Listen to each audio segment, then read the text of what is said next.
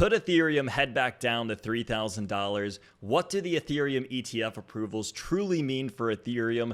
And does the overall state of cryptocurrency still look bright despite everything that's happened here recently? Well, hey everyone, my name is Brendan and welcome back to another cryptocurrency market update. And today we certainly have a lot to talk about as the markets are retracing back down a little bit after tapping that all-time high resistance. So we're going to be looking at the news, we're going to be looking at the charts. There's a lot of questions that people have around the topic of the Ethereum ETFs and how they could potentially relate to what we saw in the Bitcoin ETFs as well. And so that's where I want to start us here, is just kind of at the top of this question of, could Ethereum really retrace back down to $3,000? And I think the answer here is it's not completely off the books, right? It's not out of the question yet. And I do think that it's something that is a reality, especially as the crypto markets are kind of retracing here.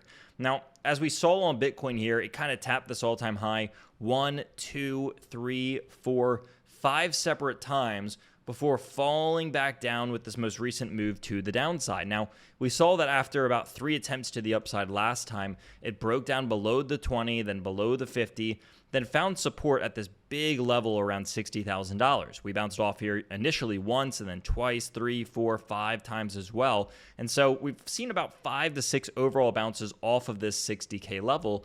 And so now with Bitcoin kind of seeing and struggling around the all-time high, prices are falling back down. Now, what this means for Ethereum is that Ethereum's doing something very similar. It's already broken below the 20-day moving average, kind of closed a considerable, about a week's worth of candles below this thing already.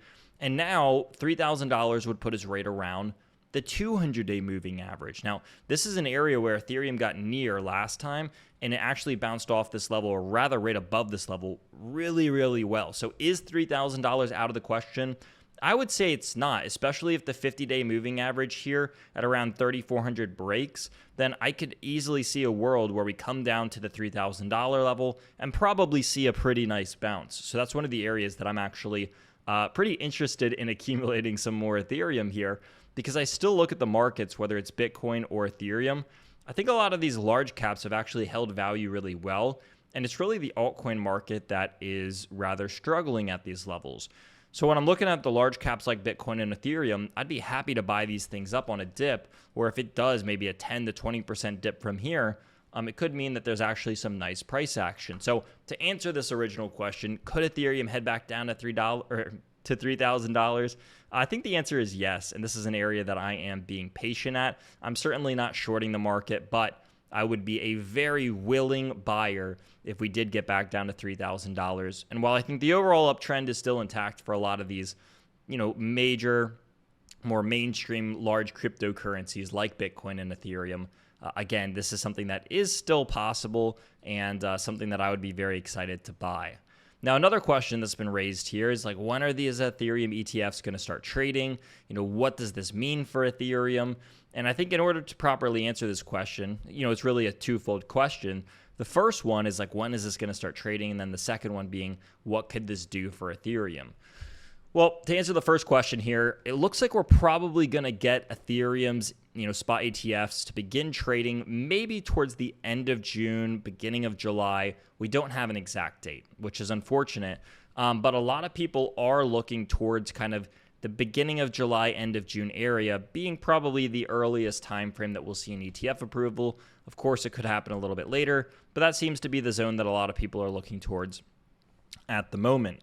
So when we're asking the question of what could the Ethereum ETFs mean for Ethereum, I think we need to look back at what happened to Bitcoin in light of the Bitcoin ETF approvals, because this is something that we saw around January 11th right over in here.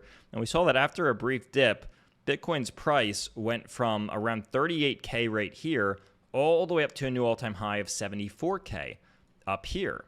And also when we look at the ETF inflows, this is a really cool chart that shows that since the Bitcoin ETFs have launched, all these different asset managers from Grayscale, Fidelity, BlackRock, ARK, Bitwise, the list goes on, right? All of these collectively have about $59 to $60 billion worth of Bitcoin in assets under management. And that's what this chart right in front of me is showing right here. It's showing how their assets under management have changed over the previous months. And they're just accumulating and accumulating and accumulating. Now, when we look at their on-chain holdings, I mean, they have about almost 877, almost 880,000 Bitcoin in terms of their holdings, which comes out to, I believe, about 4.5% of Bitcoin circulating supply, which is a really, really large number when you look at like the bigger scheme of things. So when we're answering this original question of what could these ETFs mean for Ethereum, well, when we looked at that previous rally from 38K up to 74K, that was about a 92% rally from top to bottom. If Ethereum does a 92% rally, roughly speaking, from where it's currently priced at, that would bring it all the way up to about $6,700. Now, I don't know about you, but I wouldn't complain about this. In fact, because Ethereum is about a third the market cap of Bitcoin, what this means, and I want to fact check myself right there. Because it's about a third the market cap of Bitcoin, what this means is that Ethereum could have a third or a fraction of the inflows and volume and attention that Bitcoin did and still be equally as successful because it's a significantly smaller asset class, so it will take smaller amounts of money to move at the same distance. And that's what I want to be one of the big takeaways from all of this, is that even if we see a fraction of these kind of like inflows and holdings from these traditional asset managers, it could still be a wildly good thing for Bitcoin or for Ethereum. Now, I don't think Ethereum is going to be the only beneficiary from this. We're also seeing that Microstrategy is looking to buy about $500 million worth, hopefully more of Bitcoin, as they just raised about $500 million more. So what we'll see here, right? Their whole thing is buy more Bitcoin, buy more Bitcoin. So I would imagine that if they just raised another $500 million, then their whole goal from this is likely to be to buy more Bitcoin. I mean, that's Michael Saylor's whole approach to this thing. And we're seeing other companies adopt this as well, which is really, really cool. So as we're moving into the future, maybe there is a little bit of uncertainty in the short term here. We're looking at this and saying, hey, who knows what could happen in the short term. But, however, the midterm and long term is still looking good. We have a lot of positive things to look at, whether it is the Ethereum ETF approval, fingers crossed, in only a couple of weeks here. Maybe it's MicroStrategy raising hundreds of millions of dollars more to potentially buy up more of the crypto market.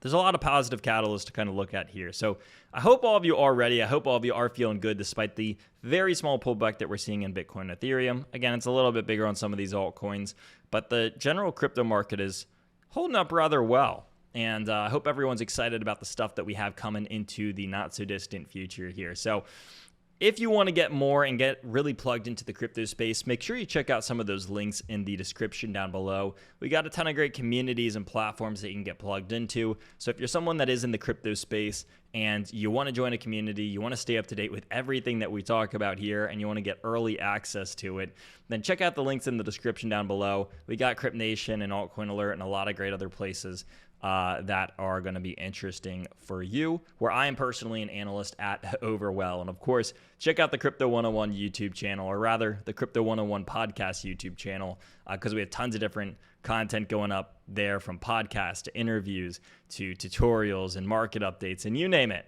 We got a lot of cool content that's going up over there as well. So thank you all for watching, and I'm going to see all of you at the same time, same place next week.